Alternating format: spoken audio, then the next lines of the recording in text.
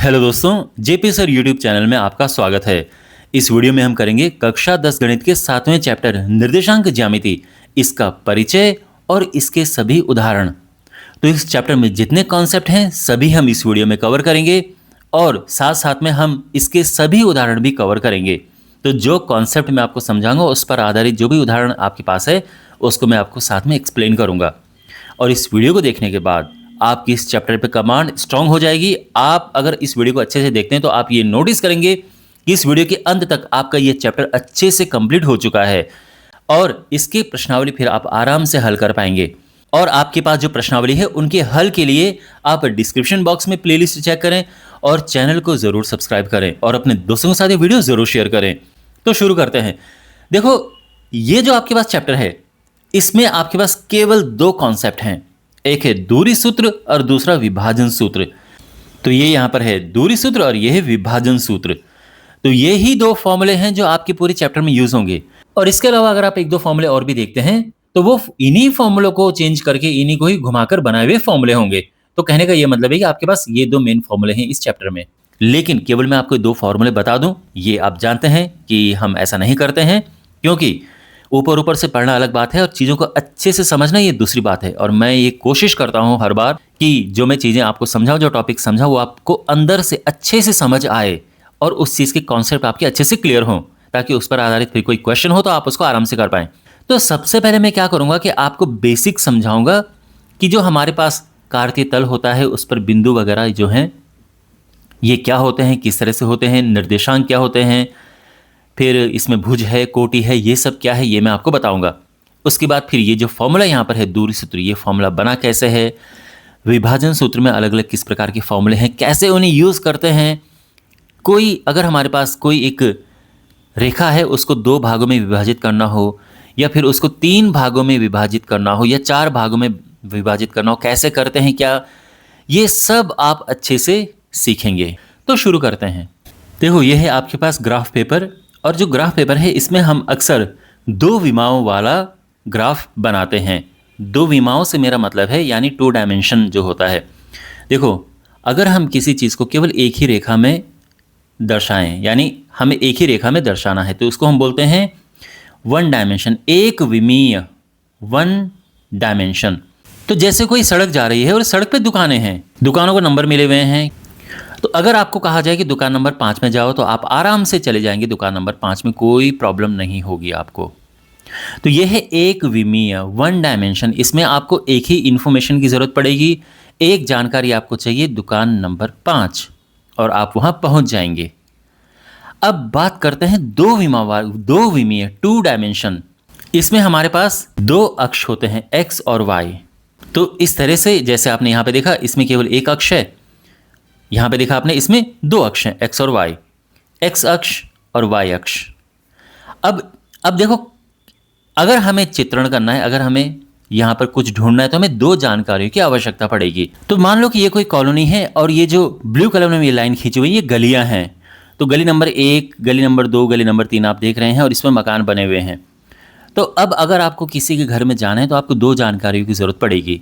तो अगर कोई कहे कि आपको यहाँ पे जाना है तो उसके लिए दो जानकारी चाहिए, यानी आपको गली नंबर चाहिए कि गली नंबर 3 और आपको चाहिए मकान नंबर 2। तो गली नंबर 3 मकान नंबर 2 अगर आपके पास ये जानकारी है तो आप उस घर में आराम से चले जाएंगे। तो ये होता है 2 डायमेंशन, दो विमीय। इसमें हमें दो जानकारियों की ज़रूरत पड़ती है। हमको उसमें किसी बिंदु को दर्शाना हो तो उसमें दो चीज़ें होती हैं। इसलिए आपने नोटिस किया होगा कि यहाँ पर हमारे पास जैसे मान लो 2, 3 हो गया या 3, 2 हो गया, इस तरह से चीज़ें होती हैं बिंदु को दर्शाने के लिए। समझ आ रहा है आपको? और ऐसे ही 3 विमा है, हालांकि आपके पास सिलेबस में नहीं है बट आपको मैं बता देता हूँ। अब यहाँ पर ये देखो, मान लो कि आपको किसी नेबरहुड में जा रहे हैं और आपको किसी के घर पे पहुँचना है, पर वहाँ पे फ्लैट सिस्टम है। तो मान लो कि आपको यहाँ पर पहुँचना है, ये मान लो कि आपको यहीं पे पहुँचना है, दिख रहा है ये, मैं इसकी बात कर रहा हूँ। मान लो कि आपको यहाँ पे पहुँचना है तो आप यहाँ पर कैसे पहुँचेंगे? तो आपको उसके लिए अब 3 इन्फॉर्मेशन चाहिए। आपको चाहिए कि गली नंबर कौन सी है, 2। फिर आपको ये पता होना चाहिए कि मकान नंबर कौन सा है, तो मकान नंबर है 4। और अब आपको पता होना चाहिए कि कौन सा फ्लोर है, तो ये ग्राउंड है, फर्स्ट है, सेकंड फ्लोर है ये। तो ये सेकंड फ्लोर है। तो आपने नोटिस किया यहाँ पे 3 जानकारियाँ हमें चाहिए उस घर तक पहुँचने के लिए। तो ये होता है 3 डायमेंशन। ये 3 विमीय है ये। इसमें लंबाई भी है, इसमें चौड़ाई भी है और इसमें ऊंचाई भी है। तो ये हो गया 3 विमाओं में, ठीक है। पर ये आप आगे पढ़ेंगे, मैं बस आपको बता रहा था कि 3 विमा क्या होते हैं। जस्ट कुछ स्टूडेंट होते हैं क्यूरियस, तो उनके लिए हमारे पास जो इस चैप्टर में है ये है ये वाला पोर्शन, 2 विमीय में, 2 डायमेंशन। इसलिए जब कोई बिंदु हम दर्शाते हैं उसमें 2 जानकारियां होती हैं, एक्स निर्देशांक और वाई निर्देशांक होता है, ठीक है। तो अब हम इसको आगे और समझते हैं। ओके, तो ये है ग्राफ पेपर, ये है एक्स अक्ष और ये है इस पे वाई अक्ष। जहां पर ये दोनों अक्ष एक दूसरे को काटते हैं उसे कहते हैं मूल बिंदु, ओरिजिन।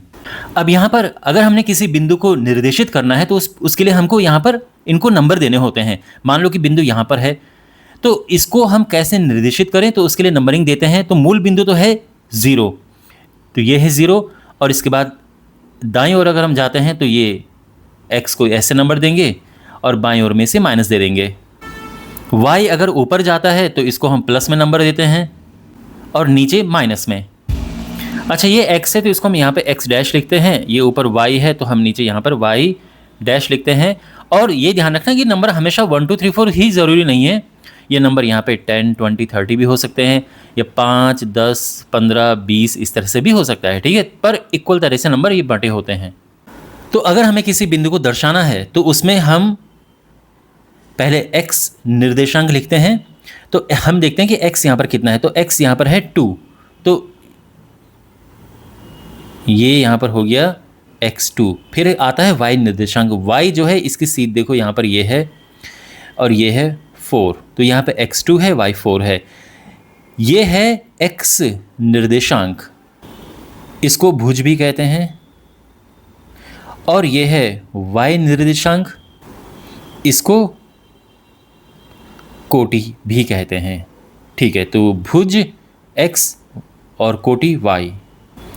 अगर मैं आपसे पूछूं कि इस बिंदु के निर्देशांक बताओ, तो आपने यहाँ पर क्या करना है, पहले x लिखना है जो कि है ये, है ना, तो यानी -6, और फिर y लिखना है, y निर्देशांक, जो y तो आप देख सकते हैं क्लियरली यहाँ पर क्या है, 2 है ये, तो y आएगा 2। तो इस बिंदु के निर्देशांक क्या हो गए, -6 2, ठीक है। इस तरह से बिंदु हम लिखते हैं। अगर मान लो कि अक्ष पर कोई बिंदु है जैसे ये है, तो इसके निर्देशांक क्या होंगे, तो यहाँ पर हम जो ये बात ध्यान रखना कि x अक्ष पर y 0 होता है और y अक्ष पर x 0 होता है। तो जो y अक्ष है इस पर x 0 होगा। तो y अक्ष है तो देखो x तो यहाँ पर 4 है लेकिन y 0 है, और मान लो कि ये बिंदु हमको लिखना है ये वाला, तो अब ये y अक्ष पर x 0 होता है और y है -2। तो ये बेसिक मैंने आपको बता दिया कि कैसे बिंदु को दर्शाते हैं। अब मान लो कि हमारे पास ये 2 बिंदु हैं, एक ये है और एक ये है, इनके बीच की दूरी हमने बतानी कि इनकी बीच की दूरी क्या है। तो ये कैसे निकालें, इसके लिए हमारे पास है दूरी सूत्र। यहाँ पर अलग से लेते हैं, ये x अक्ष है, y अक्ष मूल बिंदु, ये बिंदु है, ये जो a बिंदु है इसके निर्देशांक हैं x1 y1। जो बिंदु b है इसके निर्देशांक हैं x2 y2। क्वेश्चन है कि हमने a और b के बीच की दूरी ज्ञात करनी है कि a से b के बीच की दूरी क्या है। तो कैसे करते हैं, देखो, अगर हम बात करें यहाँ पे x1 y1 की बात करें इस बिंदु की, x1 का मतलब होता है कि ये x अक्ष पर ये है, यानी पहला x1 है ना, तो ये यानी ये है x1, y1 y1 है ना, y अक्ष पर ये हम इस तरह से, तो ये है x1 y1 का मतलब यही है कि x1 ये है, y1 ये है। अगर मैं b की बात करूं तो x2 लिखा है ना, उसमें x क्या है, x2 है, तो इसका मतलब ये x2 है, और y2 है वो क्या है, वो ये y2 है। अब a और b के बीच की डिस्टेंस निकालनी है, तो हम एक काम करते हैं, ट्रायंगल ये पूरा करते हैं। तो ये हमने त्रिभुज पूरा कर दिया है और इसको हम नाम दे देंगे C। B और C की दूरी देखें, B से C देखें तो क्या होगा, ये जो दूरी है ये क्या है, तो ये दूरी वही है जो ये है, यानी y2 माइनस y1, है ना। और अगर हम यहां पे देखें a से c, तो a से c के बीच की दूरी क्या है? वही है जो ये दूरी है, और साफ दिख रहा है कि x2 में से x1 को हम माइनस करेंगे। समझ गए ना? तो ये x, क्योंकि देखो x2 होता है पूरा यहां से यहां तक, x1 है यहां से यहां तक, तो अगर हमें ये बीच का देखना हो तो क्या होगा? ये x2 माइनस x1 होगा, तो इसीलिए ये भी x2 माइनस x1 है। अब ए बी निकालने के लिए हम आराम से इसको चलो डी नाम दे देते हैं, ए से बीच की दूरी। तो यहां पे हम पाइथागोरस प्रमेय अगर लगाएं त्रिभुज ए बी सी में, तो पाइथागोरस प्रमेय क्या कहती है? ए बी का वर्ग यानी कर्ण का वर्ग बराबर बाकी दो भुजाओं के वर्गों का योग, A C square plus B C square, या फिर लंब का वर्ग प्लस आधार का वर्ग, इस तरह से हम लिख देते हैं। ठीक है, मैंने एक्स वाला पहले लिखा है, वाई वाला बाद में लिखा है, बात एक ही है। ए बी यहां पर डी है, ये आप समझ रहे हैं ना, पाइथागोरस प्रमेय लगाई है हमने कि इसका वर्ग बराबर इसका वर्ग प्लस इसका वर्ग, सिंपल है। जो ए बी है वो तो डी है, ए सी क्या है? ए सी है x2 माइनस x1 इसका स्क्वायर, और बी सी क्या है? y2 माइनस y1 इसका स्क्वायर। तो यानी जो d है a और b के बीच की दूरी, ये हो जाएगा, इसीलिए ये है दूरी सूत्र। तो दूरी सूत्र यही है। तो अगर हमारे पास दो बिंदु दिए हैं, उनके बीच की दूरी अगर हमें निकालनी है, तो ये हम फॉर्मूला यूज कर सकते हैं। तो मान लो यहां पर ये था कि हमने दूरी ज्ञात करनी है इस बिंदु को, इसको एक काम करते हैं, ए नाम देते हैं, इसको बी नाम देते हैं। तो इसके बीच की दूरी हमने ज्ञात करनी है, कैसे करेंगे? तो इसमें एक को x1 y1 नाम दे दो, तो ये x1 y1 हो गया, और दूसरे को x2 y2 नाम दे दो, तो यहां पर ये हो गया x2 y2। समझ गए आप? और अब आराम से हम a से b के बीच की दूरी ज्ञात कर सकते हैं। तो जो a से बीच की दूरी, चाहे तो आप a b लिख दो। क्या है फॉर्मूला? फॉर्मूला है x2 माइनस x1। तो x2 सामने देखो, साफ देखो, x2 क्या है? 2 है ना। x1 माइनस 6 है, तो माइनस माइनस का प्लस हो जाएगा, ठीक, प्लस y2, y2 देखो, देखो क्या है? 4 है, माइनस y1 क्या है? 2 है, ठीक है ना। y2 यहां पर है, y1 ये है, और ये हो गया है इसका स्क्वायर। तो यहां पर ये है, तो ये होगा 6 प्लस 2 8 का वर्ग प्लस 2 का वर्ग,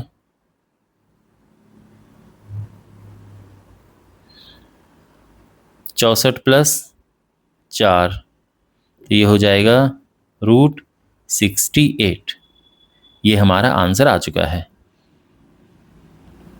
इस तरह से हम दूरी सूत्री का यूज करके और हम दो बिंदुओं के बीच की दूरी निकालते हैं।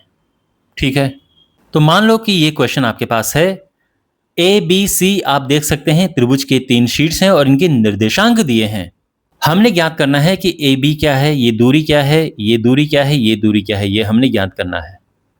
तो ठीक है, तो सबसे पहले ज्ञात करते हैं ए बी। तो देखो ए बी जो है, इस सब में दूरी सूत्र लगेगा। दूरी सूत्र क्या क्या है? Distance formula. हम बात कर रहे हैं ए और बी की, तो इसमें केवल ए और बी इन्वॉल्व है, सी को भूल जाओ। हमने ए और बी के बीच की दूरी यानी ये हमने ज्ञात करना है। तो हमने यहाँ पर x1 y1 x2 y2 लेने हैं। तो इनमें से किसी भी एक को, यानी या ए या बी, किसी भी एक को आप x1 y1 ले सकते हैं, किसी को भी x2 y2 ले सकते हैं। तो एक काम करते हैं, इसको x1 y1 ले लेते हैं और इसको x2 y2 ले लेते हैं। आप इसको x2 y2 लो, इसको x1 y1 लो, कोई फर्क नहीं पड़ता है, आंसर सेम आएगा। x2 है 4 माइनस x1। अब देखो x1 खुद में ही माइनस में है, तो माइनस माइनस का प्लस हो जाएगा। y2 है 2 और y1 है 6। ठीक है, और बस इसको सॉल्व करना है। अब क्योंकि ये दूरी है तो मात्रक लिखना चाहिए। अब मात्रक तो है नहीं यहाँ पे, तो आप केवल या तो मात्रक लिखो, क्योंकि ऐसा मीटर सेंटीमीटर नहीं लिखा है ना, तो या तो केवल मात्रक लिखो, और या फिर आप लिख दो यूनिट्स, इंग्लिश में अगर लिखना है तो, ठीक है ना। बाकी ये ए बी आया है, अभी ध्यान रखना। अब ए सी क्या, ये कैसे ज्ञात करें? तो एक काम करो, वीडियो को पॉज करो यहाँ पे और ए सी ज्ञात करो। तो यहाँ पे x1 y1 अभी हटा दिए हैं। अब इनमें से एक को x1 y1, तो इसको लेते हैं x1 y1 और ये है x2 y2। और अब हम ज्ञात करते हैं ए सी। फॉर्मूला तो हम लिख चुके हैं, तो ऐसा बार बार लिखने की ज़रूरत है नहीं, तो सीधे यहाँ पे वैल्यूज पुट करते हैं। ठीक है, और अब ऐसे ही बी सी निकालेंगे। एक काम करना, इसका आंसर निकालो और कमेंट बॉक्स में लिखो कि बी सी क्या है। ठीक है, तो दूरी सूत्र कैसे यूज करते हैं, आई एम श्योर आपको पता चल गया होगा। अब इसकी देखो, इसकी बहुत सारी एप्लीकेशंस होती हैं, बहुत सारी जगह ये काम आता है। सबसे पहली बात तो ये है कि कोई त्रिभुज है और हमको ये सिद्ध करना है कि ये त्रिभुज समबाहु त्रिभुज है, समद्विबाहु त्रिभुज है, समकोण त्रिभुज है। तो कैसे पता करें, इसके लिए हम क्या करेंगे, दूरी सूत्र लगा के ये दूरी ज्ञात कर लेंगे, ये दूरी ज्ञात कर लेंगे, ये ज्ञात कर लेंगे, तीनों बराबर आ गए तो समबाहु त्रिभुज है। अगर केवल दो बराबर आई हैं तो समद्विबाहु त्रिभुज है। अगर पाइथागोरस प्रमेय लग रही है तो समकोण त्रिभुज है। क्वेश्चन आपके पास आगे आएंगे इस तरह के, तो हम करेंगे प्रैक्टिस वो। अगर हम ये मान लो कि ये हमने निकाला और ये आया है 3 और फिर ये आया है 4 और ये आया है 5, मान लो दूरी सूत्र यूज करके ये आ गया है, तो आप जानते हैं कि 5 का वर्ग बराबर होता है 3 का वर्ग प्लस 4 का वर्ग, है ना, क्योंकि ये होता है 25 और ये इस तरह से ये हो जाएगा 25 बराबर 25। समकोण त्रिभुज है क्योंकि पाइथागोरस प्रमेय फॉलो कर रहा है, पाइथागोरस प्रमेय यहाँ पर लग रही है। तो ऐसा यूज होता है इनका। ठीक है, ये जो दूरी सूत्र है इस तरह से आपके पास आएगा। केवल ये नहीं, चतुर्भुज में भी होगा। समांतर चतुर्भुज पूछा जाएगा आपके पास कि सिद्ध करो ये समांतर चतुर्भुज है, तो आपको क्या करना होगा, आपको उस केस में ए बी बराबर सी डी लेकर आना होगा और ए डी बराबर बी सी लेकर आना होगा। तो अगर विपरीत भुजाएं बराबर हैं तो ये क्या है, ये एक समांतर चतुर्भुज है, समांतर चतुर्भुज। ऐसे ही हमारे पास क्वेश्चन आता है कि ये आयत है कि नहीं है। मान लो कि आयत के लिए क्वेश्चन आए कि आयत है कि नहीं है, तो कैसे करेंगे आप? आयत के लिए हम क्या करते हैं, बहुत ये ध्यान रखना, आयत के लिए हम इसके विकर्ण निकालते हैं। विकर्ण निकालते हैं। अगर विकर्ण बराबर हैं बी डी तो ये आयत है, नहीं तो नहीं है। तो अगर हमने समांतर चतुर्भुज सिद्ध करना हो तो क्या सिद्ध करना पड़ेगा हमें? दूरी सूत्र से आराम से हम इनकी दूरियां निकाल सकते हैं। ए बी निकाल सकते हैं, भाई ये हमने निकाला ना दूरी, ए बी कैसे निकालें, ये कैसे निकालें, पता है आपको। तो हम यहाँ पे ये दूरियां निकालेंगे यानी भुजाएं ज्ञात करेंगे और फिर देखेंगे कि अगर ये सिचुएशन है, आमने सामने की भुजाएं बराबर हैं तो समांतर चतुर्भुज है। अगर विकर्ण बराबर हैं, विकर्ण अगर बराबर हैं तो ये केस होता है आयत का। अगर हमने ये बताना हो कि सम चतुर्भुज है कि नहीं है, सम चतुर्भुज क्या होता है, जिसकी चारों भुजाएं बराबर हों।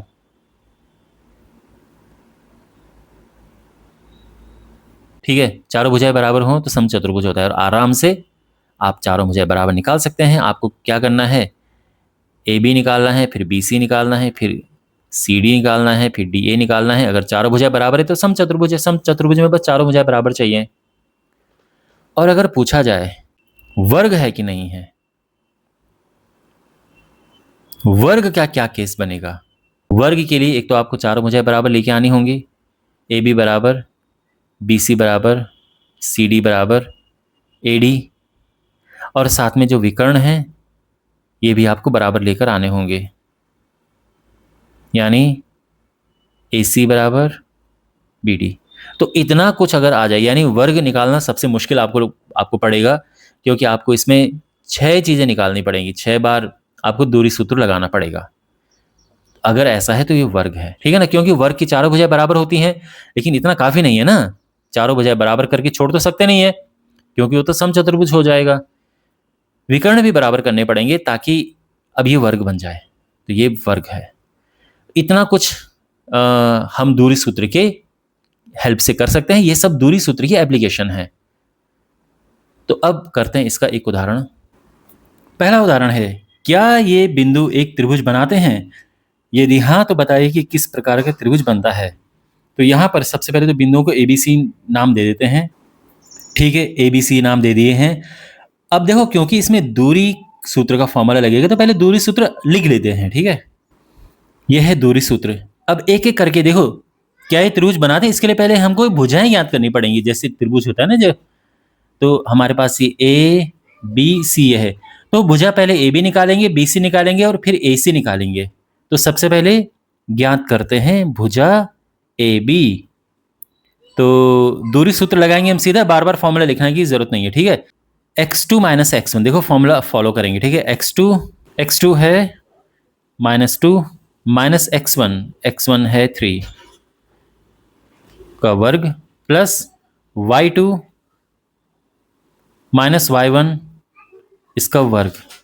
और अब यहाँ पर -2 -3 हो गया -5 इसका वर्ग, और ये -3 -2 ये भी -5 है इसका वर्ग, और ये हो जाएगा 25 प्लस 25 यानी √50। ठीक है, √50 आ गया है। इसका अगर वर्गमूल निकालने की जरूरत पड़ेगी तो बाद में हम देख लेंगे। अब निकालते हैं BC। अब जो है BC हमने याद करना है, तो x1 y1 ये है, x2 y2 ये है, तो फिर वही x2 माइनस x1 यानी 2 माइनस 2, तो 2 + 2 हो जाएगा का वर्ग प्लस y2 माइनस y1 यानी 3 माइनस -3, तो +3 हो जाएगा। अच्छा, ये हो गया है √4² और ये हुआ 6 का स्क्वायर। 4 चौको 16, 6 चौके 36, और ये हो जाएगा √36 46 52। ओके, अब हमने ज्ञात करना है AC लिखो या CA लिखो, बात एक ही है। और इस बार अब जो x1 y1 x2 y2 ये है, x1 y1 ये ले लेते हैं, x2 y2 ये ले लेते हैं, बिकॉज हमने अब AC ज्ञात करना है। ओके, तो x2 माइनस x1 यानी 2 - 3,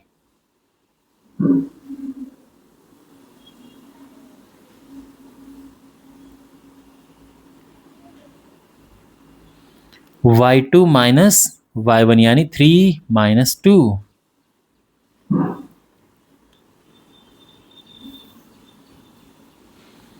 तो 2 - 3 -1 होता है, 3 - 2 ये भी, ये 1 होता है, तो ये हो जाएगा √1 + 1 यानी √2।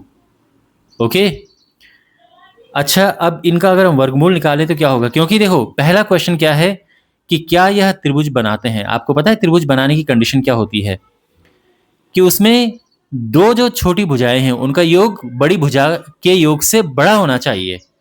मान लो कि त्रिभुज की भुजाएं हैं 3 5 9, क्या ये त्रिभुज बनेगा? मतलब किसी की 3 भुजाएं हैं, क्या ये बनेगा त्रिभुज? तो आप छोटी भुजाओं को प्लस करो, इनको प्लस करोगे, इनका योग आ रहा है 8, और होना क्या चाहिए? होना चाहिए कि इनका योग इससे बड़ा होना चाहिए, बट ये ऐसा तो नहीं है, तो ये त्रिभुज नहीं बनेगा। लेकिन अगर यहाँ पे मैं लिखूं 3 7 9, अब दो छोटी भुजाएं ये और ये हैं, इनको अगर मैं प्लस करूं तो ये 10 आ रहा है, जो कि बड़ा है तीसरी भुजा से, तो यानी ये त्रिभुज बनेगा। तो सेम ही हम यहाँ पे देखेंगे, लेकिन यहाँ पे छोटी भुजाएं का प्लस करना मुश्किल है, क्योंकि इसको और इसको अगर हम प्लस करने जाएंगे तो नहीं हो पाएगा ना प्लस, क्योंकि एक √50 एक √2 है, तो यहाँ पे हमको रूट निकालना पड़ेगा। √50 होता है 7.07। ओके, आप निकाल देना। रूट निकालने की भी अपनी प्रक्रिया होती है।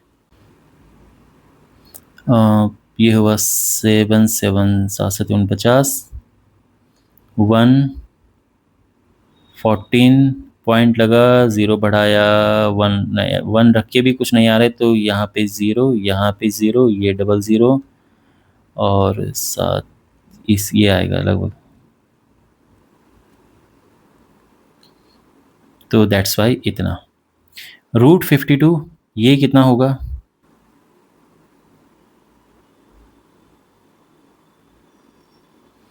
तो ये है 7 सत्ते 49, 3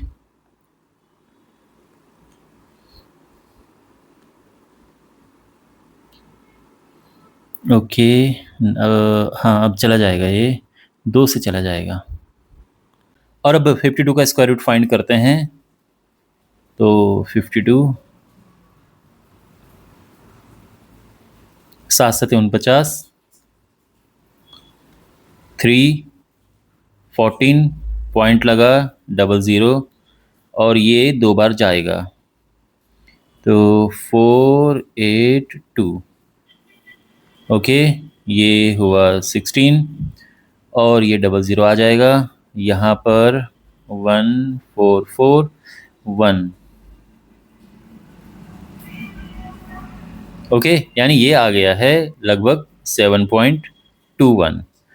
2 का स्क्वायर रूट होता है 1.414। 1.41 लिखना इनफ है। अब हमने बताना है कि क्या ये त्रिभुज बनाता है। यहाँ पर 2 छोटी भुजाएं ये और ये हैं, इनको हम लेंगे, इनका योग निकालेंगे और देखेंगे कि इससे ज्यादा हो रहा है कि नहीं हो रहा है। अगर इससे बड़ा हो रहा हो यानी त्रिभुज संभव है। एक तो है ए बी और दूसरा ए सी है, तो हम ए बी प्लस ए सी करेंगे यानी 7.07 प्लस 1.41। ये प्लस करके क्या आया 8 और ये है 4 ये ओके।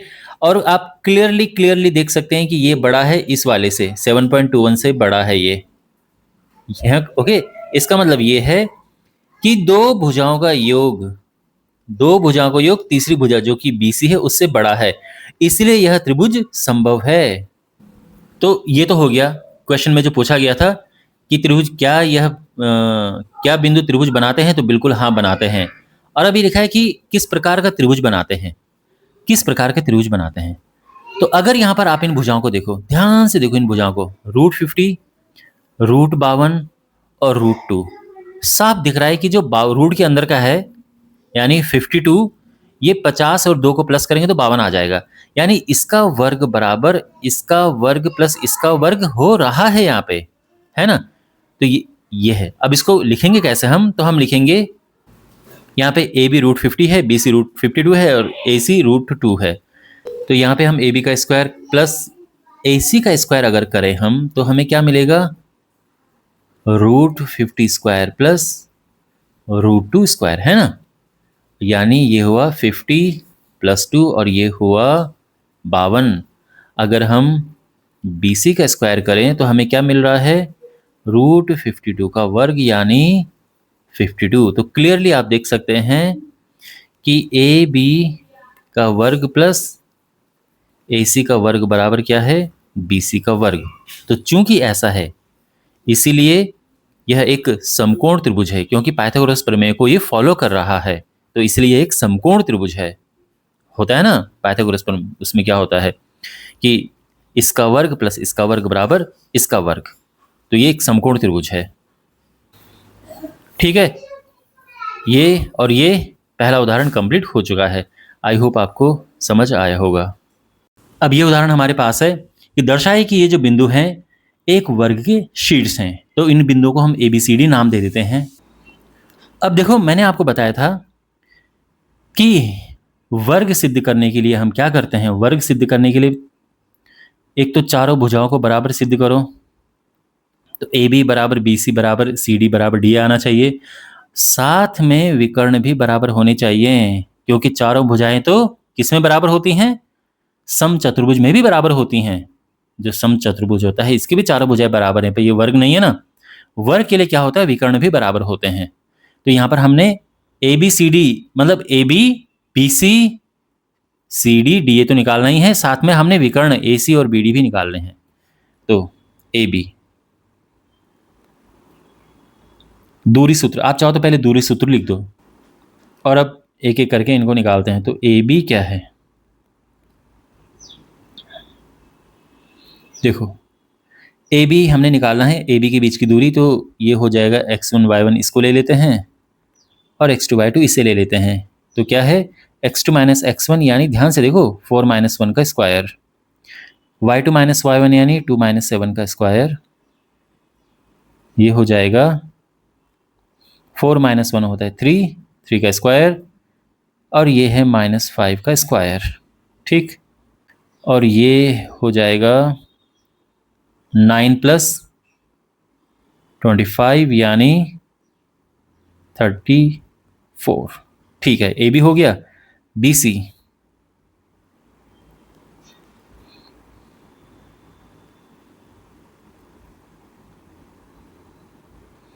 तो B C x1 y1 x2 y2, x2 यानी -1 माइनस x1 यानी 4 इसका स्क्वायर प्लस -1 माइनस 2 का स्क्वायर, ये हुआ -5 का वर्ग और ये हुआ -3 का वर्ग,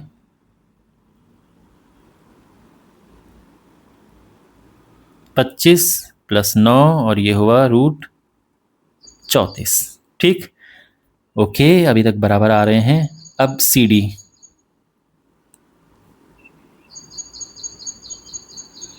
तो सी डी अब ये हुआ x1 y1 x2 y2, तो ये हो जाएगा -3 का स्क्वायर यानी, चलो फिलहाल ये लिख देते हैं, और ये 5 का स्क्वायर। अब हमने ए डी याद करना है, ए डी लिखो या डी ए लिखो, बात एक ही है।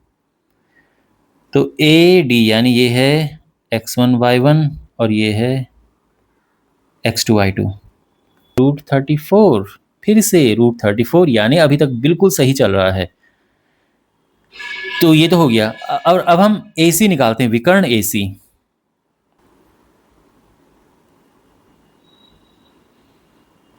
इस बार ए सी है, चलो x1 y1 तो ये ठीक है, x2 y2 ये हो गया है x2 y2, तो x2 माइनस x1 यानी -1 माइनस हाँ, तो -1 ठीक है। y2 जो कि -1 है, y1 है 7, -1 -7, ये हुआ -2 का स्क्वायर और ये -8 स्क्वायर, ये हुआ 4 + 64 यानी ये हुआ √68।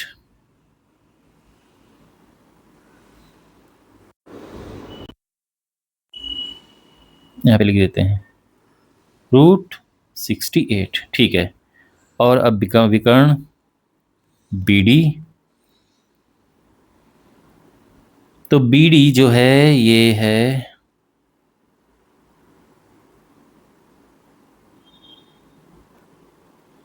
x1 y1 b and x2 y2 d, x2 minus x1 यानी -4 -4,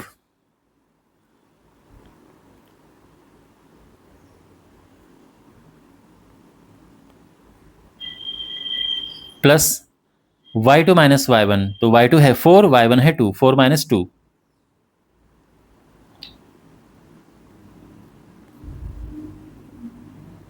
तो ये हुआ -8 का स्क्वायर प्लस 2 का स्क्वायर,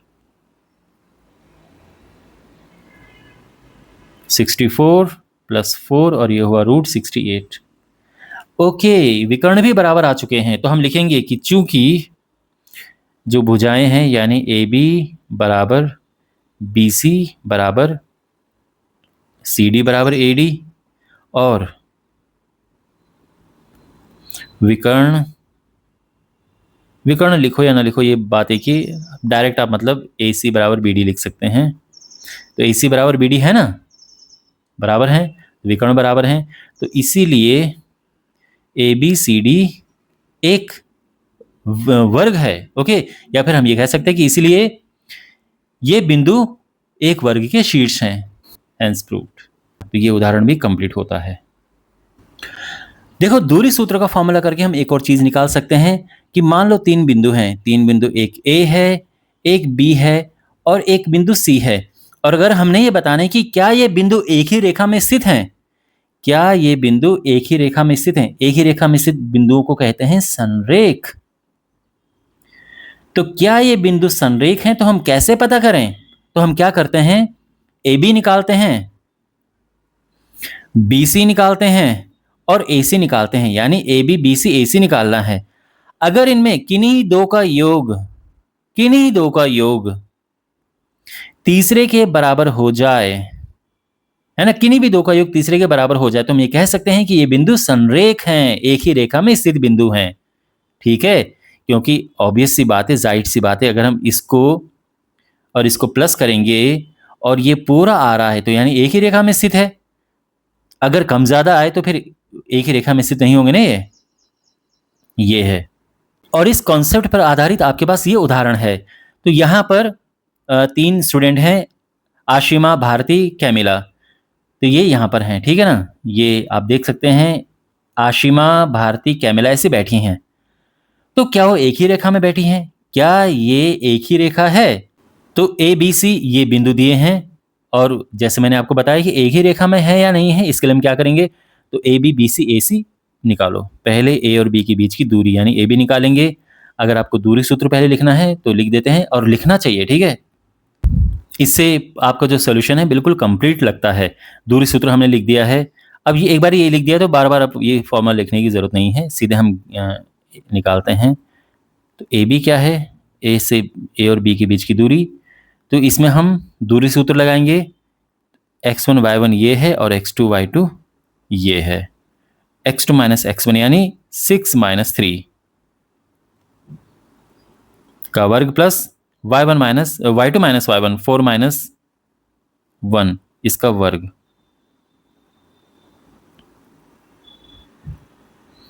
तो ये है 6 माइनस 3 हुआ 3, 4 माइनस 1 ये भी 3, 9 प्लस 9 और ये हुआ √18। ठीक है, √18। ओके, इसको हम थोड़ा सिंप्लीफाई कर सकते हैं बट बाद में करेंगे वो।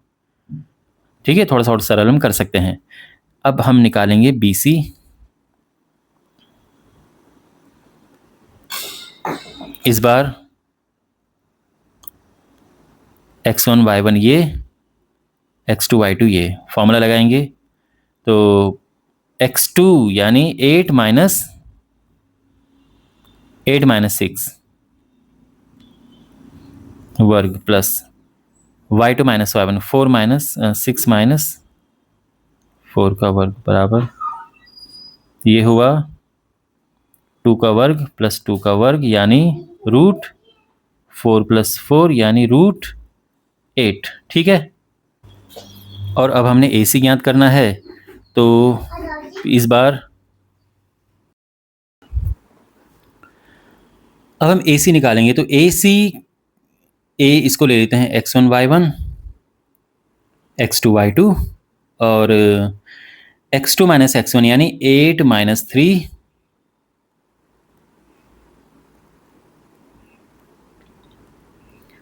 प्लस y2 माइनस y1 यानी 6 माइनस 1।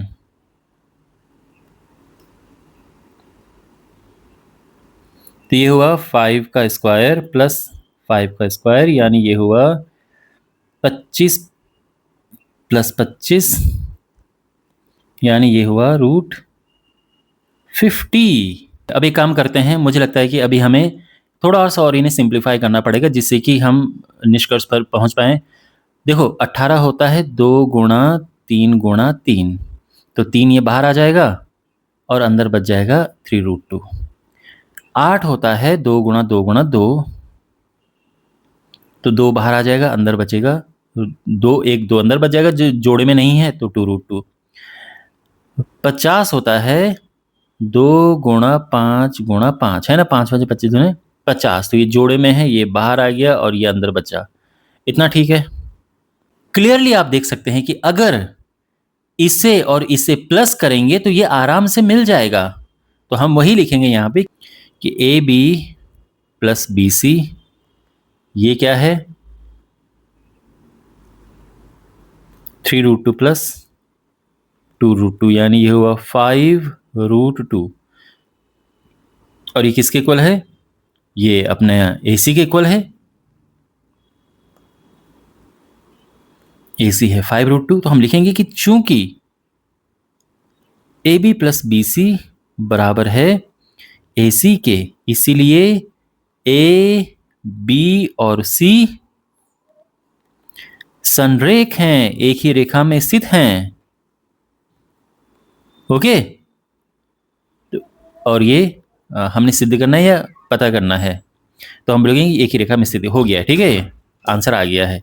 अब हमारे पास ये उदाहरण है और ये भी दूरी सूत्र से ही हल होगा। x और y में संबंध ज्ञात कीजिए ताकि बिंदु x y बिंदुओं 7 1 और 3 5 से समदूरस्थ हो। यानी एक बिंदु है, ये है x y, इस बिंदु को हम नाम दे देते हैं a, और ये जो है ये दो बिंदुओं से, यानी एक बिंदु यहां पर है जो कि 7,1 है, और एक बिंदु यहां पर है जो कि 3,5 है। तो ये जो बिंदु है इसको B नाम दे देते हैं और ये C हो गया। तो ये जो बिंदु है A, ये B से और C से बराबर दूरी पर है, यानी जितना AB है उतना ही AC है। तो x और y में संबंध हमने ज्ञात करना है, तो हम क्या करेंगे,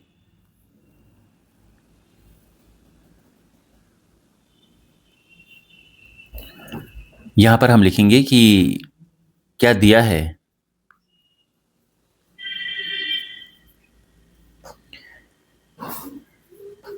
पहले तो इनको ABC नाम दे दो, ठीक है। तो माना बिंदु A, B और C ये है, इनको मतलब ABC हमने नाम दे दिए हैं, इनसे समदूरस्थ है। तो यहां पर AB बराबर क्या है, AC है ना, AB बराबर AC है। तो अब AB क्या होगा, तो दूरी सूत्र क्या है, दूरी सूत्र है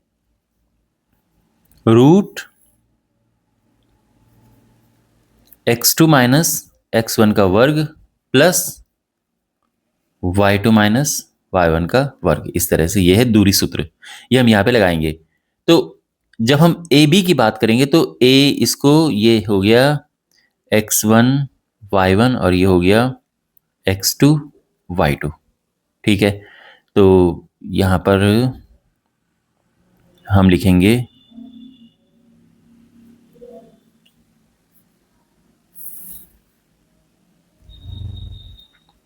AB। ठीक है ना, ध्यान रखना A और B के बीच की दूरी हमने लिखनी इस फॉर्मूले से। तो x2 माइनस x1 का वर्ग प्लस y2 माइनस y1 का वर्ग बराबर, अब AC है तो AC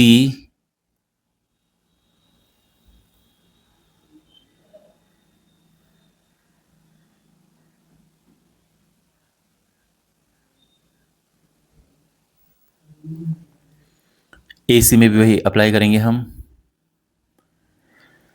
इस बार x1 y1 ये है, क्योंकि हमने AC निकालना है तो x2 y2 इसे नाम दे देंगे हम।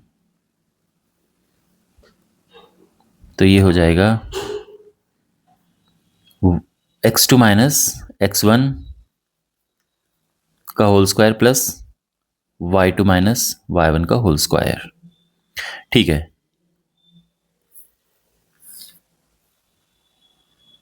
और आप चाहो तो ये फॉर्मूला यहाँ पे लिख सकते हो इस तरह से, ताकि आई मीन ठीक भी रहेगा, अगर फॉर्मूला लिखना सही होता है और आपकी भी हेल्प हो जाएगी। आपके सामने फॉर्मूला रहेगा तो आपको इजी रहेगा यूज करने में। अब हम यहाँ पे दोनों साइड का स्क्वायर करेंगे, दोनों साइड का स्क्वायर करके ये जो रूट यहाँ पर ये हट जाएगा, तो हमारे पास बचेगा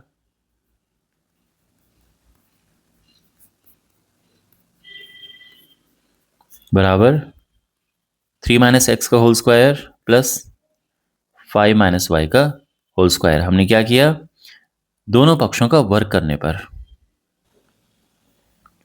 अब यहां पे 7 माइनस एक्स का होल स्क्वायर करेंगे तो A square plus B square minus 2ab, ये होगा A square plus B square minus 2ab, वही फॉर्मूला लगा रहे हैं हम। सेम यहाँ पे A square plus B square minus 2ab plus A square.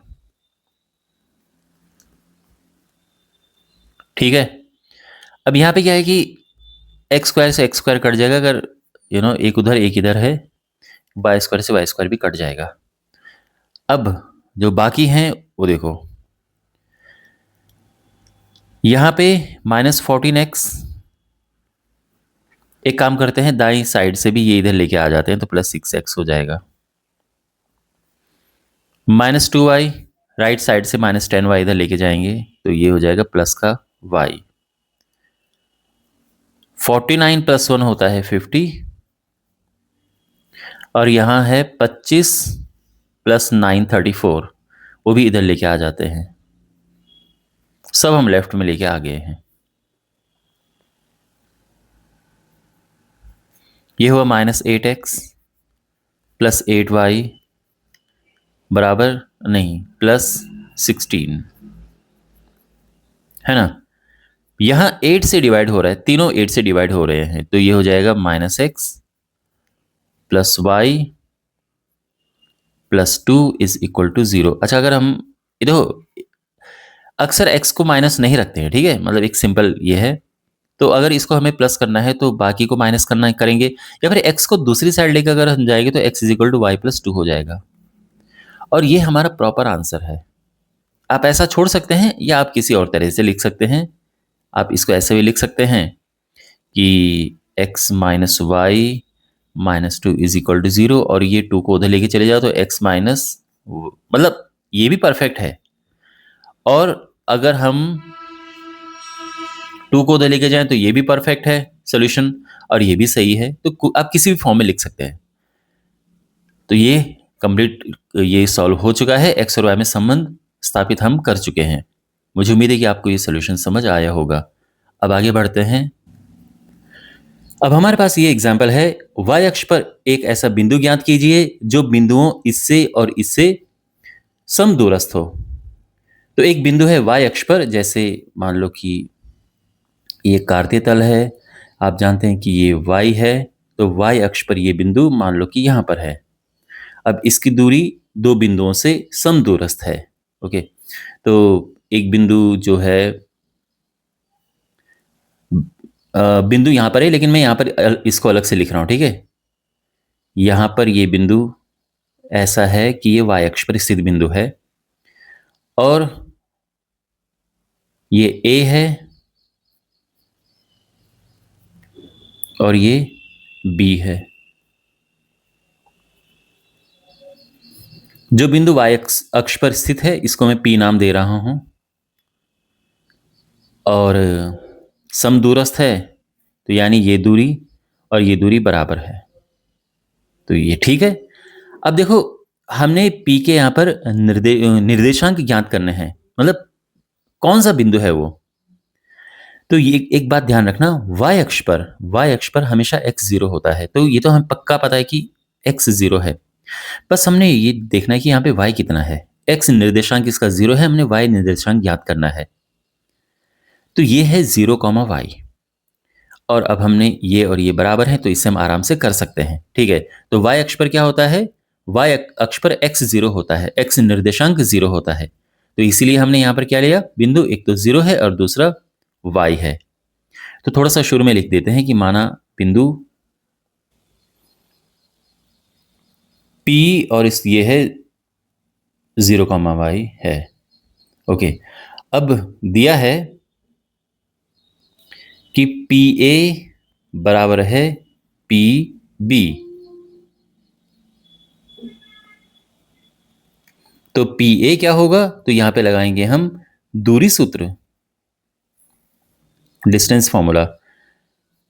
तो क्या होता है फॉर्मूला, x2 - x1 का होल स्क्वायर। अब इसमें x, फिलहाल हम बात कर रहे हैं P और A की बात कर रहे हैं, तो ये हो जाएगा x1 y1 और ये हो जाएगा x2 y2। तो अब लगाओ दूरी सूत्र, x2 - x1 का वर्ग प्लस y2 - y1 का वर्ग बराबर यहां पे PB x2 माइनस x1 का वर्ग प्लस माइनस y1 का वर्ग। मतलब इस बारी हमने क्या लिया, इसको ले लिया है x2 y2। ठीक है, तो x2 माइनस x1 यानी -4 माइनस 0, y2 माइनस y1 यानी 3 माइनस y। यहां तक सब ठीक है। अब दोनों पक्षों का हम वर्ग ये हटा देंगे और देखो अगर आप चाहो तो यहाँ पे दूरी सूत्र लिख दो, डिस्टेंस फॉर्मूला लिख दो।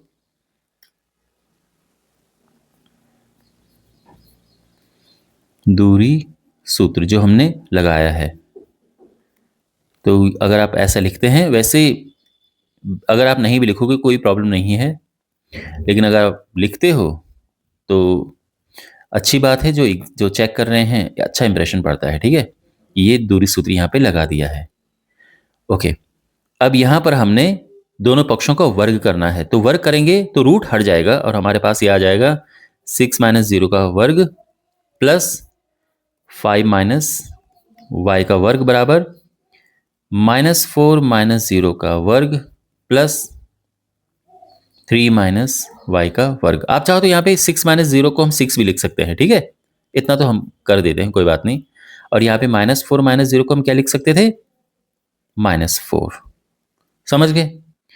अब ये हो गया 36 a square plus b square minus 2ab। a minus B इसके स्क्वायर का फॉर्मूला लगा दिया, ये इसका वर्ग किया, a square plus b square minus 2ab। ठीक है, अब देखो y स्क्वायर से y स्क्वायर कट गया है दोनों साइड। आप समझिए ना क्यों कटा। अगर y स्क्वायर इस तरफ आता तो ये माइनस वाई स्क्वायर हो जाता, तो उसने वैसे भी कटना ही था। 36 और 25 होता है 36, 46, 56, 61 और 16 और 9 हुआ 25 -6y। अब y वालों को लेफ्ट में लेके जाओ तो प्लस हो जाएगा, 6y इधर जाएगा तो, और जो बाकी है उनको राइट में लेके चले गए अचर पद को। ये हुआ -4y, 25 में से 61, तो 61 में से 25 गया 36, और माइनस आएगा, बड़े का चिन्ह आएगा, माइनस से माइनस कट जाएगा, और या फिर आप इसको माइनस से माइनस काट दो। ठीक है ना, ये कट गया 36/4 और ये हो जाएगा 9। तो इसीलिए बिंदु क्या है,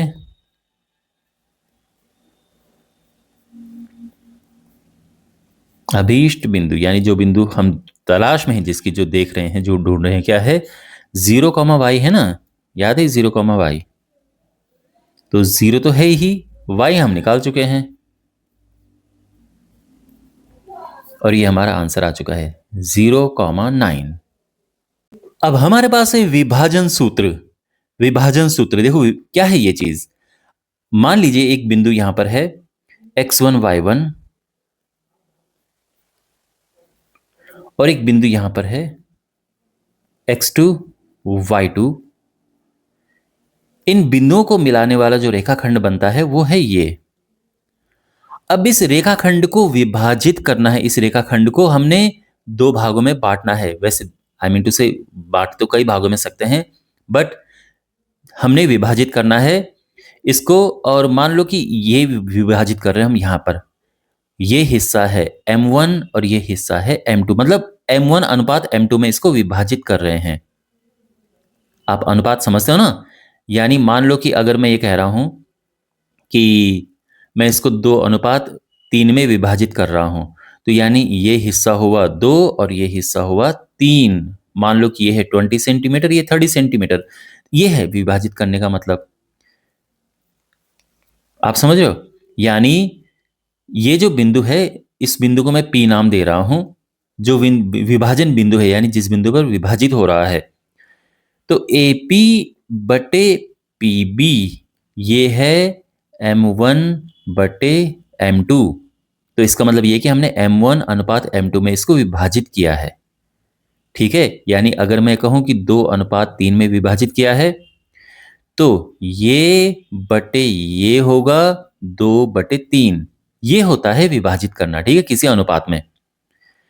तो यहां पर जो अनुपात है वो है, फॉर्मूला हम लिख बना रहे हैं, तो ये अनुपात है m1 अनुपात m2। इस अनुपात में विभाजित किया गया है इस रेखाखंड को। तो जो विभाजन बिंदु है उसके निर्देशांक क्या होंगे, यानी इस बिंदु के निर्देशांक क्या होंगे, तो मैं फिलहाल इसको xy लिख रहा हूं। और ये xy होते क्या हैं, तो x बराबर है, ध्यान रखना, m1 x2 plus m2 x1 upon m1 plus m2। m1 m2 क्या है, x1 x2 क्या है, y1 y2, ये सब आप अपने सामने देख रहे हो। ओके, y क्या होगा, m1 y2 plus m2 y1 बटे m1 प्लस m2। ठीक है, ये वैसे इसको हम अंतः विभाजन करते हैं, कहते हैं अंतः विभाजन।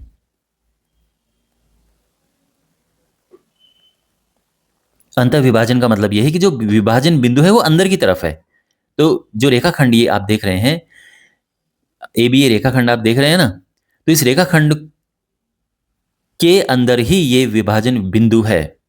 क्योंकि मैं इसलिए बोल रहा हूं, कभी कभार जो विभाजन होता है ये अंतः विभाजन न होकर बाह्य विभाजन होता है। वो सिचुएशन क्या है, देखो, बाह्य विभाजन ये होगा कि हमारे पास जो रेखाखंड है ए बी,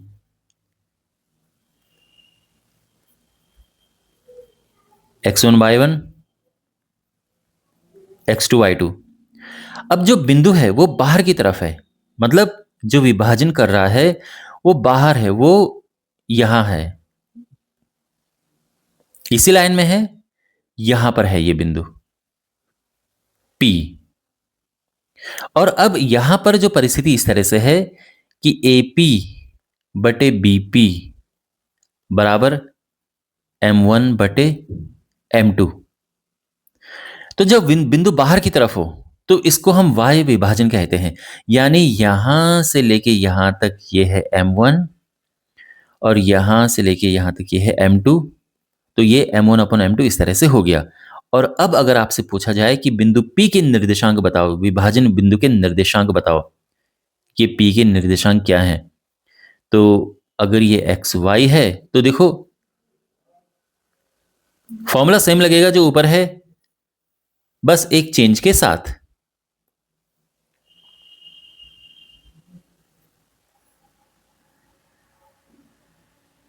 और चेंज ये है कि अब यहां पर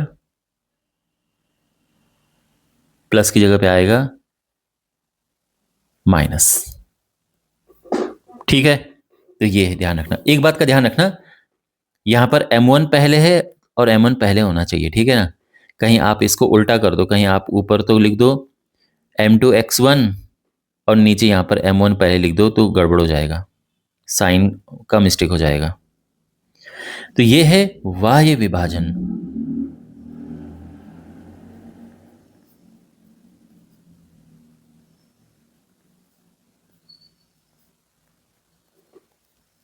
अब कुछ एक छोटा सा एग्जांपल लेते हैं पहले।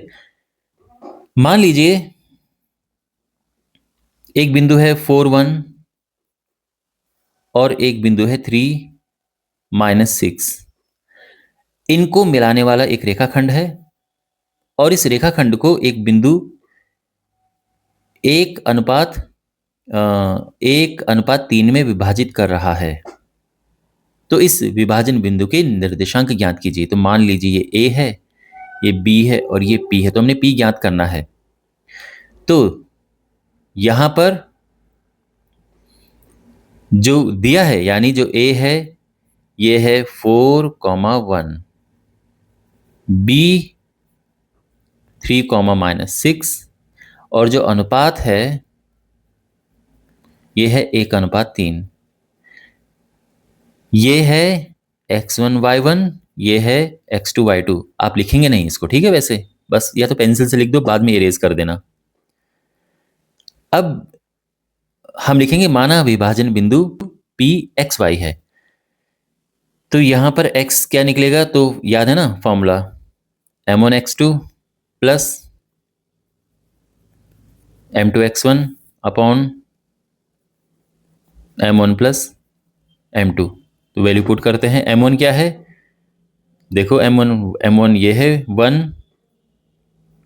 x2 क्या है, x2 देखो यहाँ पे 3 है, प्लस m2 और x1 4 upon m1 plus m2। 3 plus 4×12 ये हुआ है 15/4। अब y क्या होगा, m1y2 plus m2y1 upon m1 plus m2। m1 है 1, y2 है -6। आप सब देखो सामने सब कुछ लिखा है। तो m2 क्या है, m2 है 3 और y1 है y1 ये है ये 1 है अपॉन m1 प्लस m2। तो ये है -6 प्लस 4 प्लस 3 अपॉन 4 यानी -3 अपॉन 4। तो हम लिखेंगे इसीलिए अभीष्ट बिंदु या विभाजन बिंदु के निर्देशांक। तो क्या है विभाजन बिंदु के निर्देशांक, x है 15/4, y है -3/4। और ये आंसर आ चुका है। तो आई होप आपको ये समझ आया होगा। और यहां पे अगर y विभाजन होता तो बस केवल यहां पर माइनस लग जाता और बाकी तय करने का तरीका सेम होता। ठीक है ना, यहां पर ये -2 हो जाता। तो इस तरह से हम करते अगर ये y विभाजन होता। तो सिंपल है।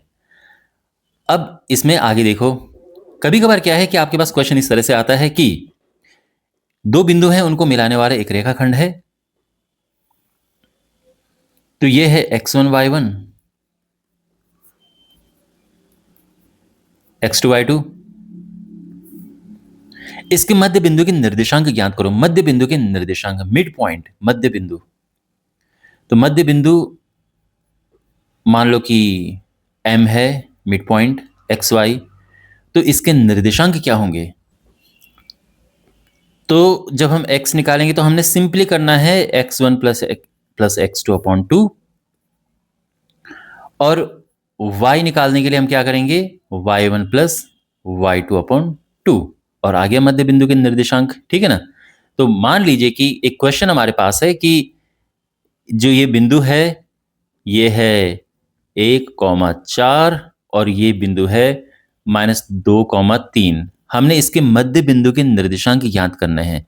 तो मध्य बिंदु के निर्देशांक के लिए क्या होगा, देखो ये x1 है ये x2 है, तो इनको प्लस करेंगे हम, अपॉन 2 कर देंगे। तो ये आ जाएगा -1/2 और y आएगा y1 प्लस y2 करके, यानी 4 प्लस 3/2 7/2 करके। तो इसीलिए जो मध्य बिंदु होगा ये है -1/2 7/2। ठीक है। तो ऐसे निकलता है मध्य बिंदु। ओके, तो बेसिकली ये ध्यान में रखना, ये जो चीज यहां पर है। अब आपके पास कभी कभी क्वेश्चन आता है कि एक रेखा को 2 बराबर भागों में बांटा गया। चलो 2 बराबर भागों में बांटा गया तो यही वाला सीन है ना। लेकिन 3 भागों में बांटा गया, 4 बराबर भागों में बांटा गया, 5 बराबर भागों में बांटा गया, तो उस केस में हम क्या करते हैं। मतलब क्वेश्चन इस तरह से आता है कि एक रेखाखंड है,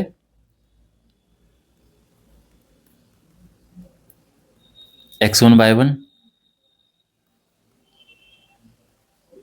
x2 y2, इसके हमने 3 बराबर टुकड़े करने हैं। तो 3 बराबर टुकड़े, एक यहां पे हो गया और एक यहां पे, ऐसे करेंगे तो 3 बराबर टुकड़े हो जाएंगे। तो हमने इनका, मान लो कि ये P है और ये Q है, इसके निर्देशांक ज्ञात करने हैं। तो कैसे करेंगे, तो देखो निर्देशांक ज्ञात करने के लिए हमको चाहिए क्या, देखो ये तो है ही हमारे पास बिंदु। अगर हमें ये पता चल जाए कि बिंदु P किस अनुपात में काट रहा है इस रेखाखंड को, तो काम बन जाएगा। और क्या अनुपात है देखो, अब देखो बिंदु P पर फोकस करो आप, ठीक है ना। अगर आप देखें तो यहां से यहां तक ये है एक हिस्सा, और यहां से यहां तक ये हैं दो हिस्से। तो बिंदु P का जो अनुपात होगा वो होगा 1:2। तो बिंदु P 1:2 में काट रहा है, तो उस समय जब हम क्वेश्चन करेंगे तो M1:M2 जो होता है वो हम 1:2 लेंगे। अब Q की बारी आएगी, Q किस अनुपात में काट रहा है, तो Q के लिए देखो, तो यहां से यहां तक ये है दो हिस्से, और यहां से यहां तक है एक हिस्सा। तो यानी इसका अनुपात हो गया 2:1। अब आप जानते हैं ना कि अगर हमारे पास बिंदु दिए हों और अनुपात दिया हो तो हम आराम से निर्देशांक ज्ञात कर सकते हैं, जैसा हमने इस क्वेश्चन में किया था। तो सेम यहां पर ये है, यहां पर बिंदु तो है ही, अनुपात मिल गया है, तो इसके निर्देशांक और इसके निर्देशांक आराम से आ जाएंगे। ठीक है। ऐसे ही अगर रेखा को 4 बराबर भागों में बांटा गया, अगर मान लो रेखाखंड के 4 बराबर टुकड़े किए गए तो कैसे होगा। तो 4 बराबर टुकड़े करने का मतलब यह है x1 y1 x2 y2। तो 4 बराबर भागों में बांटने का मतलब यह है कि ये हो गया। ठीक। अब इसमें मान लो कि ये है P, ये Q है और ये R है। तो अगर हमें पता चल जाए कि किस अनुपात में काट रहे हैं तो हम आराम से उसके निर्देशांक ज्ञात कर सकते हैं। और अब आप आराम से समझ गए होंगे कि जो P है उसका अनुपात हम क्या लिख सकते हैं। देखो यहां से यहां तक ये एक हिस्सा है और यहां से यहां तक ये 3 हिस्से हैं, तो इसका अनुपात हो गया है 1:3। बिंदु P 1:3 में काट रहा है इस रेखाखंड को। जहां तक बिंदु Q है, तो Q के लिए अगर आप देखें तो क्या होगा, ये 2 है और ये भी 2 है, तो ये 2:2 होगा। तो कहने का मतलब ये है कि ये मध्य बिंदु है। क्या है, तो इसमें मध्य बिंदु का फॉर्मूला लग जाएगा। ठीक है, मध्य बिंदु क्योंकि बराबर है, बिल्कुल मध्य में है, तो आपको 2:2 लगा के इतना लंबा चौड़ा करने की जरूरत नहीं है। आप मध्य बिंदु वाला लगाएंगे तो आप आराम से निकल जाएगा ये। और आर की जहां तक बात है, तो अब आप देखो यहां से यहां तक ये है 3 हिस्से, यहां से यहां तक है एक हिस्सा, तो ये हो जाएगा 3:1 आर का। और ये क्लियर हो गया। ऐसे करके हम आराम से इसको हल कर सकते हैं। अब देखो आपके पास ऐसे भी क्वेश्चन आ सकता है कि हमारे पास ए और बी दिए हों और जो विभाजन बिंदु है उसके निर्देशांक दिए हों और अनुपात निकालना हो। देखो यहां पे जो क्वेश्चन आपने किया था, हमने किया, यहां पर बिंदु तो दिए हैं, ये बिंदु जो x1 y1 x2 y2 ये तो दिए थे, अनुपात दिया था और हमने विभाजन बिंदु के निर्देशांक ज्ञात किए। ये जो P है इसके निर्देशांक हमने ज्ञात किए, जो हम x y लिखते हैं ये हमने ज्ञात किए। लेकिन आप ये भी तो सोचो कि मान लो कि ये दिया है, ये भी दिया है, ये भी दिया है, तो हम ये तो ज्ञात कर ही सकते हैं ना, आराम से कर सकते हैं। तो वही है जो मैं अब आपको यहां पे बता रहा हूं कि अगर हमारे पास बिंदु दिए हो, विभाजन बिंदु दिया हो, अनुपात निकालो तो कैसे करेंगे। तो इसको करने के 2 तरीके हैं। सिंपल, आप नॉर्मल फॉर्मूला जो है ही हमारा विभाजन बिंदु का वो लगा दो, m1 x2 plus m2 x1 upon m1 plus m2 ये लगाओ, और यहां से फिर आप फाइनली क्या निकालो, यहां से आप निकाल दो फाइनली m1 अपॉन m2, और वो हमारा आंसर होगा। बिल्कुल मुश्किल नहीं है, बड़ा आसानी से निकल जाएगा। ओके। और जैसे हमने यहाँ पे x वाला लगाया, आप चाहो तो y वाला भी लगा सकते हो। y is equal to m1 y2 plus m2 y1 upon m1 plus m2। ये कभी कभार तो ये कि सिचुएशन पे डिपेंड करता है कि हम कौन सा वाला लगाएं, है ना, वो डिपेंड करता है इन्फॉर्मेशन क्या गिवन है। नहीं तो नॉर्मली हम दोनों में से कोई भी लगा सकते हैं। मतलब मैं ये कह रहा हूं कि मान लो कि हमारे पास जो विभाजन बिंदु है उसके निर्देशांक दिए हैं x, 2। तो अब आप इसका मतलब ये है कि x तो नहीं दिया है, y दिया है, तो फिर तो मजबूरी है कि हम y वाला लगाएंगे। लेकिन अगर ये विभाजन बिंदु के निर्देशांक ही 3,2 दिए हों, फिर तो आप चाहे ये लगाओ चाहे ये लगाओ। ये है मेरा कहने का मतलब। क्वेश्चन हम करेंगे तो आपको इजीली समझ आ जाएगा। तो एक तो ये है, ऐसा करके हम निकाल सकते हैं। लेकिन इसको करने का एक और तरीका है। और वो क्या है, देखो मान लो कि यहाँ पर ये रेखाखंड में इसी को ही ले रहा हूं, ठीक है ना, इसी चीज को, ये जो रेखाखंड में इसी चीज को लेके चल रहा हूं। तो यहां पर ये जो अनुपात है हमने ज्ञात करना है। तो मान लो कि देखो अनुपात तो वैसे हम क्या लेते हैं, m1 अनुपात m2 लेते हैं ना, लेकिन जब हमें अनुपात ज्ञात करना हो तो हम k अनुपात 1 अगर हम लें, क्या लें, k अनुपात 1, ठीक है ना, के अनुपात 1 अगर हम ले तो चीजें थोड़ा आसान हो जाती हैं, थोड़ा इजी हो जाती हैं, बट इतना फर्क नहीं पड़ता वैसे, ठीक है ना। तो अगर आप ये वाला देखें, कहीं पे लिखा हुआ कि के अनुपात 1, तो इससे डरने की कोई जरूरत नहीं है, आंसर सेम ही आएगा। आप चाहो तो ये लगा के, अभी हम एग्जाम्पल करेंगे, ठीक है, तो आप ऐसा चिंता मत करना कि ये सब चल क्या रहा है। तो के अनुपात 1 में अगर हम इसको बांटे तो क्या होगा, एक्स क्या होगा, फॉर्मूला वही याद है ना, m1 x2, m1 यानी के x2 प्लस m2 यानी 1 इंटू x1, तो सिंपली x1 लिख दो अपॉन m1 प्लस m2, ठीक। और y हम निकालेंगे तो क्या है, m1 वही m1y2 प्लस m2y1 यानी 1 इंटू y1, तो 1 के साथ तो y1 ही हो जाएगा, अपॉन ये, ठीक है। और इस तरह से हम आराम से सॉल्व करके, चाहे ये लिखो, देखो दोनों लेने की जरूरत नहीं है, ठीक है ना, आप इसको लेके भी हम अनुपात निकाल सकते हैं, फिर के आ जाएगा और वो हमारा आंसर होगा, वही अनुपात होगा, या फिर इसे यूज करके के निकालो, वही हमारा आंसर होगा। ओके, चलो एक आध एग्जांपल करते हैं अब इन पे बेस्ड, ठीक है, कॉन्सेप्ट मैंने आपको पूरे समझा दिए हैं। अब इस पे बेस्ड कुछ क्वेश्चंस करते हैं और एग्जांपल करते हैं। हमारे पास एक छठा उदाहरण है, उस बिंदु के निर्देशांक ज्ञात कीजिए जो बिंदुओं इसको और इसको जोड़ने वाले रेखाखंड को आंतरिक रूप से 3:1 में विभाजित करता है। तो यहां पर हमारे पास ये बिंदु है 4, -3, 8, 5, इनको जोड़ने वाला ये रेखाखंड है, और यहां पर ये विभाजन बिंदु है, इसको मैं नाम देता हूं x, y, और ये है 3:1 में विभाजित हो रहा है। तो m1 अनुपात m2 जब हम देखेंगे तो m1 3 है, m2 1 है। तो यहाँ पे हम शुरू में जो लिखते हैं, तो हम इसको X Y P X Y करके हमने नाम दे दिया है कि ये जो बिंदु है ये इनको 3:1 में विभाजित करता है। तो x क्या होगा, तो देखो ये है x1 y1, x2 y2, m1 m2। तो m1 फॉर्मूला क्या है, m1 x2 plus m2 x1 upon m1 plus m2, m1 x2 यानी 3 into 8 plus m2 x1 upon this, तो ये होगा 8×3 = 24,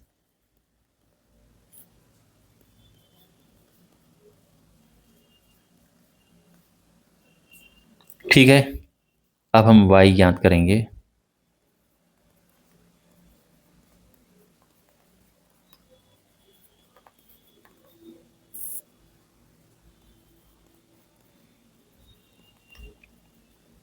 m1 y2 plus m2 y1 है ना, सब सामने वैल्यूज हैं। y1 है -3, m1 प्लस m2, ओके, 5×3 = 15, 3×3, 3×1 = 4, 12/4, और ये हुआ 3। तो इसीलिए विभाजन बिंदु क्या है, 7, 3, और ये आंसर आ चुका है। तो इस तरह से करेंगे, सिंपल क्वेश्चन है, ऐसा मैंने आपको पहले भी करवाया था अभी थोड़ी देर पहले, तो ये इजीली हो चुका है। अब यहां पर हमारे पास 7वां उदाहरण है, और ये वही चीज है जो मैं आपको यहां पर ये बता रहा था कि अगर हमारे पास बिंदु दिए हों, विभाजन बिंदु भी दिया हो और अनुपात निकालना हो तो कैसे निकालें। तो यहां पर मैंने आपको बताया था ना कि ये हम ऐसे भी निकाल सकते हैं, और k अनुपात 1 अगर हम लें तो भी हम निकाल सकते हैं। तो मैं यहाँ पे आपको दोनों तरह से बताऊंगा। तो यहाँ पर हमारे पास जो बिंदु है, तो एक बिंदु ये है, दूसरा है, नहीं ये तो विभाजन बिंदु है जो विभाजित कर रहा है किसे, इसे और इसे जोड़ने वाले रेखाखंड को। ठीक है ना, मान लो कि ये ए है, ये बी है, इसको जोड़ने वाला ये रेखाखंड है और इसको ये बिंदु विभाजित कर रहा है। तो ये बिंदु अंतर विभाजन भी हो सकता है, बाहरी विभाजन भी हो सकता है। ठीक है, तो उससे फर्क नहीं पड़ता है। देखो देखो, यहां पर दो तरह से विभाजन हो सकता है, अंतर विभाजन और यानी आंतरिक विभाजन और बाह्य विभाजन। तो कैसे पता चलेगा कि कौन सा विभाजन है? तो हम करेंगे नॉर्मल तरीके से करेंगे। अगर हम देखेंगे कि अगर m1/m2 अगर ये आ रहा है पॉजिटिव में, प्लस में, मतलब कोई चाहे 2/3 आ रहा हो या 4 आ रहा, कुछ भी आ रहा हो बट प्लस में आ रहा हो, तो ये होगा अंतर विभाजन। और अगर हमने m1/m2 निकाला और ये माइनस में आ रहा है, तो ये हम तब क्या होगा? बाह्य विभाजन होगा। ठीक है, m1/m2 की जगह पे हम k भी लिख सकते हैं, वो अभी आप देखेंगे। खैर, तो ये बिंदु है जिनको विभाजित करना है। ये हो गया x1 y1 और ये है x2 y2, और यहां पर ये है हमारा विभाजन बिंदु जो अपना xy होता है। हमने ज्ञात करना है अनुपात m1/m2 क्या है। तो फॉर्मूला क्या है? विभाजन बिंदु का फॉर्मूला है, चाहे x या y वाला कोई भी लगा सकते हो आप, इसमें कोई भी लगा सकते हो। m1x2 plus m2x1 upon m1 plus m2। Values put करते हैं तो अब देखो x यहां पर ये है -4, m1 को m1 रहने देते हैं, और जो x2 है ये है x2 देखो 3 है, प्लस m2 को m2 रहने देते हैं, और x1 क्या है? -6 है, अपॉन m1 प्लस m2। ठीक है, सब सिंपल है, कोई कंफ्यूजन नहीं। अब -4 अपना as it is, 3m1 -6m2 upon m1 plus m2। अब करेंगे cross multiply, -4m1 -4m2, 3m1 -6m2। अब m1 वालों को लेफ्ट साइड में, m2 वालों को राइट साइड में लेके जाओ, या कहीं भी आप लेके जा सकते हैं, पर इधर उधर m1 वालों को एक तरफ, m2 वालों को एक तरफ रखना है। तो ये हो जाएगा -4m1 -3m1 बराबर -6m2 plus 4m2। Got it. ये -7m1 आया और ये -2m2 आया, माइनस से कट गया है। अब देखो m2 को यहां नीचे लेकर जाओ और 7 यहां नीचे चला जाएगा, तो m1/m2 क्या आ गया? 2:7, और ये हमारा आंसर है। ठीक है ना? तो ऐसे हम इसको कर सकते हैं। अगर आप y लेकर चलते तो भी सेम आंसर आता। अगर आप ये कह रहे हो ना कि अगर आपके मन में ये विचार हो कि सर आप x लेके चले, अगर हम y लेके चलते तो फिर क्या होता? तो आप, अगर हम y लेके चलते तो सेम आंसर आता, सेम टू सेम। आप चाहो तो ट्राई कर सकते हो। Got it? चलिए, अब इसको हम k लेकर भी चल सकते हैं। तो इसको हम k लेकर भी चल सकते हैं, यानी जो अनुपात है, अब हम उसको k/1 लेकर भी चल सकते हैं। कैलकुलेशन थोड़ा आसान हो जाती है, पर ज्यादा फर्क नहीं पड़ता वैसे। ठीक है, तो यहां पर वही है कि जो m1 और m2 है, इसकी जगह पे हमने kn1 रखना है। तो फॉर्मूला क्या है? x is equal to m1 x2 plus m2 x1 upon m1 plus m2। अब इसमें x क्या है? साफ दिख रहा है, विभाजन बिंदु वाला x। ठीक है, -4। m1 क्या है? तो m1 की जगह पे k लिखो, x2 यहां पे आप देख सकते हैं 3, M2 की जगह पे 1, x1 क्लियरली आप देख सकते हैं -6 है, अपॉन M1 प्लस M2 यानी k प्लस 1। अब ये आया लेफ्ट में -4 k -4, ठीक है, क्रॉस मल्टीप्लाई 3k -6। अब यहां पे -4k -3k, k को मैं एक साइड ले गया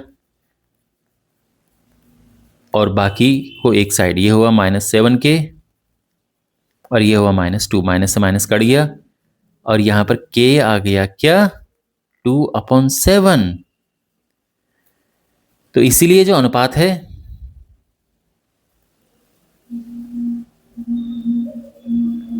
क्या होगा, या तो डायरेक्ट लिख दो इसको 2/7, या आप अगर ये कहना चाहो कि भाई अनुपात तो हमने k अनुपात 1 लिया था ना, k अनुपात 1 लिया था, तो यानी k अनुपात 1 का मतलब है 2/7 अनुपात 1।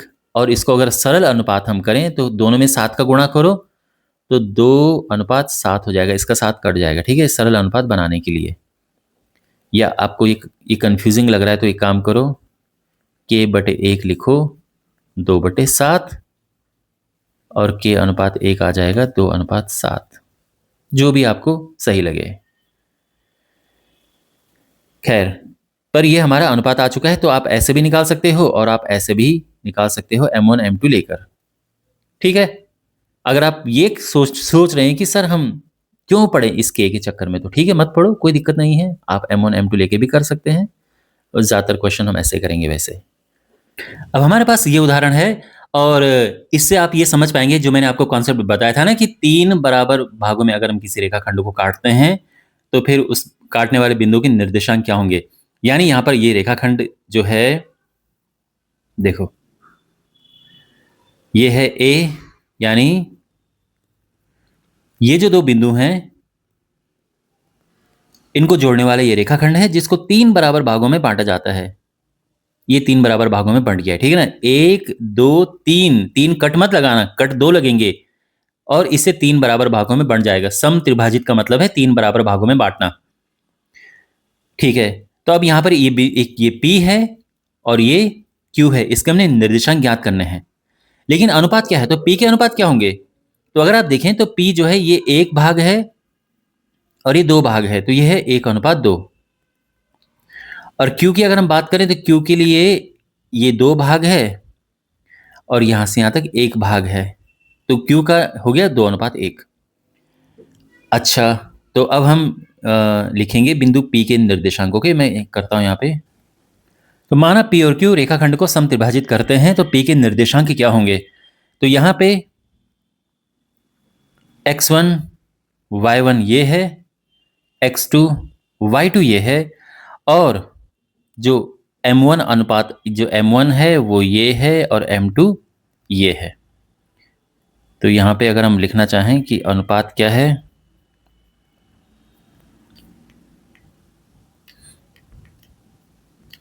एक अनुपात 2 है, तो पहला वाला M1 हो गया, दूसरा वाला M2 हो गया, ठीक है।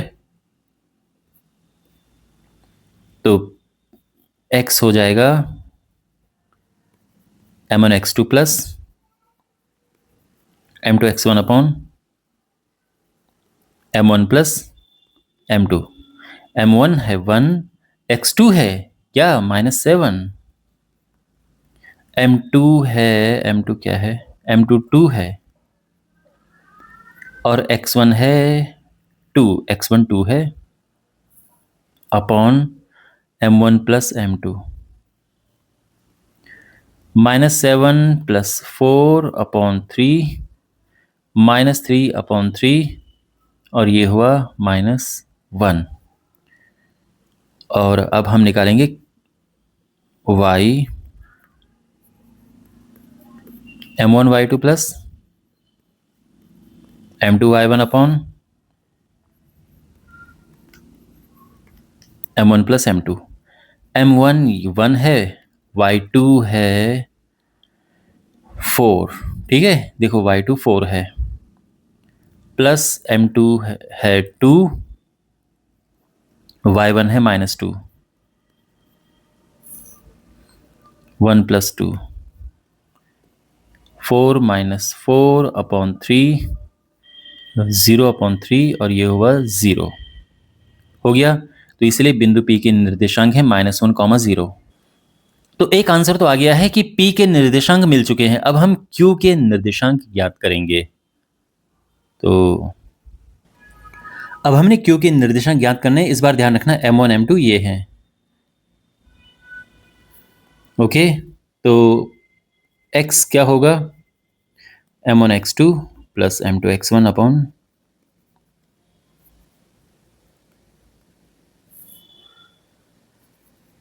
M1 + M2, M1 X2, M1 है 2, X2 है 2 + M2 1, X वेट X2 -7 है। ऐसे ध्यान में रखना है, बहुत गलती होती है इसमें, मतलब गलती होने के चांस बहुत होते हैं, तो बी वेरी केयरफुल। -14 + 2/3 -12/3 और ये हो जाएगा -4। अब y M1 पहले formula M1 y2 + M2 y1 upon M1 y2 + M2 y1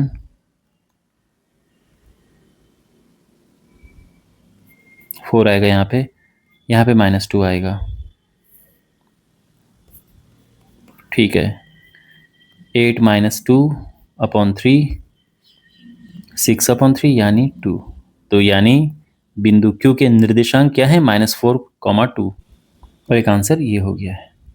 ठीक है, तो इस तरह से दोनों निकल चुके हैं। -1, 0 बिंदु P एंड -4, 2 बिंदु Q।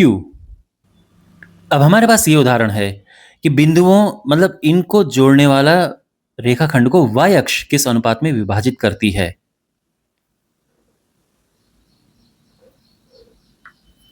तो यहां पर हमारे पास ये दो बिंदु हैं। तो ये कुछ इस तरह से है कि दो बिंदु हैं 5 - 6 एंड -1 - 4। इनको मिलाने वाले रेखाखंड, ये जो रेखाखंड है, इसको मिलाने वाले रेखाखंड को जो y अक्ष है ये काटता है। तो क्वेश्चन है कि किस अनुपात में काटता है। तो देखो, y अक्ष की एक खास बात होती है कि यहां पर x निर्देशांक 0 होता है। y का हमें पता नहीं है, बट इतना हमें पक्का पता है कि x 0 है, और बस इसी जानकारी का उपयोग करके हम ज्ञात कर लेंगे इसका अनुपात कि ये किस अनुपात में काट रहा है। तो यहां पर चूंकि देखो, शुरू में थोड़ा सा लिख देते हैं, माना y अक्ष पर बिंदु 0 y है। अब ये तो है x1 y1, ये है x2 y2, और यहां पर ये x है, ध्यान रखना, विभाजन बिंदु। ठीक है, तो क्या होता है फॉर्मूला? x = विभाजन बिंदु के निर्देशांक ऐसे ज्ञात करते हैं ना हम, M1 x2 + M2 x1 upon M1 + M2। हम K वाला भी लगा सकते हैं और M वाला भी लगा सकते हैं। ठीक है, M वाला ही अगर आप याद रखो तो कोई प्रॉब्लम नहीं है, आपका काम वैसे चल जाएगा। और ये ध्यान रखना कि ये जो यहां पर y अक्ष लिखा है क्वेश्चन में, y अक्ष, एक तरह से ये हमको उन्होंने जानकारी दे दी है कि भाई y अक्ष है तो इस पे x होगा 0 और x 0 लेके फिर आप काम करो, तो वही है। ठीक है, तो यहां पर इसका x 0 है, विभाजन बिंदु का जो x निर्देशांक है।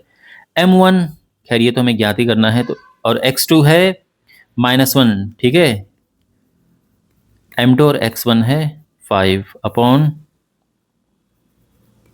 M1 + M2, क्रॉस मल्टीप्लाई करो, 0 = -M1 + 5 M2, और M1 अगर हम लेफ्ट में लेके जाएं, ध्यान रखना, ठीक है, M1 एक तरफ M2 एक तरफ हम रखेंगे तो आराम से आ जाएगा। M2 को नीचे लेके जाएंगे,